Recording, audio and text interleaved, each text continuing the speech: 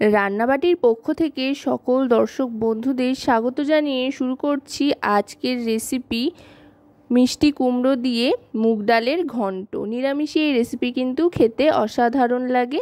এর জন্য আলু আর কুমড়ো নিয়ে নিয়েছি মোটামুটি সম পরিমাণে, আর দুটোই ডুমো ডুমো করে কেটে নিয়েছি। এবার কড়াইতে সাদা তেল গরম করে তাতে ফোড়ন দিয়ে দিলাম সাদা জিরে। খুব চটপট, কম সময় আর কম উপকরণে কিন্তু আপনারা এই রেসিপিটা যে কোনো সময় বানিয়ে নিতে পারেন। এবার দিয়ে দিলাম এতে ডুমো ডুমো করে কেটে রাখা আলুর টুকরোগুলো। আলুর টুকরোটা দিয়ে গ্যাসের ফ্লেমটা মিডিয়াম টু লোতে রেখে ভালো করে ভেজে নিতে হবে। আলুটা একটু সময় নিয়ে ভেজে লালচে রং ধরে আসলে তাতে দিয়ে দিতে হবে কুমড়োর টুকরোগুলো। কুমড়োটাও দিয়ে বেশ ভালো করে ভেজে নেব। আলু কুমড়ো দুটোই খুব ভালো করে ভাজা হলে তাহলে কিন্তু সমস্ত মশলাগুলো এতে খুব সুন্দরভাবে ইনসিস্ট করবে। কুমড়োটা ভাজা হতে হতে আলুর সাথে এখানে মশলাটা তৈরি করে নিচ্ছি। আদা বাটার সাথে নিয়ে নিচ্ছি এখানে হলুদ গুঁড়ো 1 টিস্পুন পরিমাণে। এরপর নিয়ে নিচ্ছি রোস্টেড ধনে আর জিরে গুঁড়ো 2 টিস্পুন পরিমাণে। এবার দিয়ে দেব কাশ্মীরি রেড চিলি পাউডার, এটা 1 টিস্পুন পরিমাণে দিয়ে দিলাম। আর দিয়ে দিচ্ছি পরিমাণ মতো লবণ। আর এখানে আদা কিন্তু 1 ইঞ্চি পরিমাণে নিয়ে নিয়েছি। এবার সমস্ত গুঁড়ো মশলা আর আদাটা দিয়ে দেব। দিয়ে গ্যাসের ফ্লেমটা লোতে রেখেই ভালো করে মিশিয়ে নেব।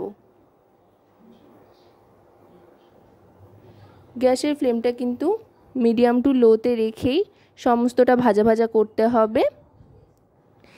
এবার এর মধ্যে দিয়ে দিচ্ছি ভিজিয়ে রাখা মুগ ডাল। এখানে 2 মুঠ পরিমাণে মুগ ডাল ভিজিয়ে রেখেছিলাম 2 ঘন্টা আগে, সেই মুগ ডালটাই দিয়ে দিচ্ছি। এতে মুগ ডাল সেদ্ধ হওয়ার কোনো প্রয়োজন নেই, আগের থাকতে মুগ ডালটা ভালো করে ভিজিয়ে রাখলেই চলবে। ভেজানো মুগ ডালটা দিয়ে দেওয়ার পর আরও খানিকক্ষণ ভালো করে মিশিয়ে নেব। আর তার সাথে দিয়ে দিচ্ছি কয়েকটা কাঁচা পাকা চেরা লঙ্কা। আপনারা চাইলে কিন্তু লঙ্কা কুচি বা লঙ্কা বাটাও ব্যবহার করতে পারেন, আবার আস্ত লঙ্কা চিড়েও দিতে পারেন। এবার ভালো করে মুগ ডালের সাথে আলু আর কুমড়োটাকে মিশিয়ে নিচ্ছি। মিশিয়ে নিয়ে দিয়ে দেব জল সেদ্ধর জন্য আলু কুমড়োটাকে। তবে হ্যাঁ, খুব বেশি পরিমাণে জল কিন্তু দেব না, অল্প করে জল দেব। আর এই রেসিপিটা খুব একটা বেশি ঝোলঝোল হয়ও না, তাছাড়া বেশ একটু শুকনো শুকনো গা মাখা মাখা হয়। জলটা দিয়ে ভালো করে মিশিয়ে নিয়ে গ্যাসের ফ্লেমটা লোতে রেখেই ঢাকনা চাপা দিয়ে 5 মিনিট মতো অপেক্ষা করতে হবে। 5 মিনিট বাদে ঢাকনাটা সরিয়ে নিয়ে ভালো করে আরও আরেকবার মিশিয়ে নেব। দেখুন আলু কুমড়ো সমস্তটাই কিন্তু খুব সুন্দর সেদ্ধ হয়ে গিয়েছে, সেটা দেখেই বোঝা যাচ্ছে।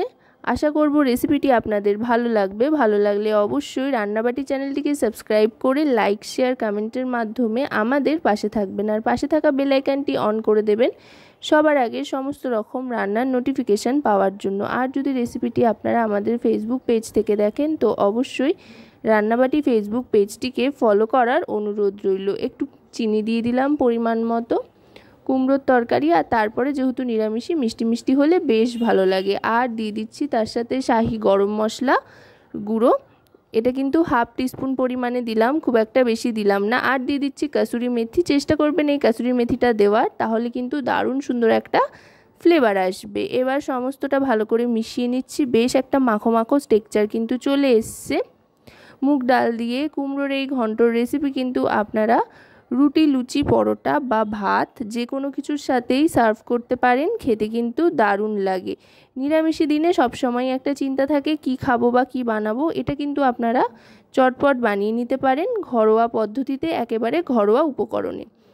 বেশ একটা মাখো মাখো টেক্সচার চলে আসলে তারপরে এটা সার্ভ করে দিচ্ছি 1 মিনিট মতো স্ট্যান্ডিং টাইমে রেখে। দেখুন দেখতে কিন্তু বেশ লোভনীয় হয়েছে। আর যারা কুমড়ো খেতে খুব একটা পছন্দ করেন না, আশা করব তাদেরও এই রেসিপিটা খুব ভালো লাগবে। তাই বাড়িতে কিন্তু ট্রাই করতে অন্তত একবার ভুলবেন না। তো রেসিপিটি কেমন লাগলো অবশ্যই কিন্তু কমেন্টের মাধ্যমে জানাবেন।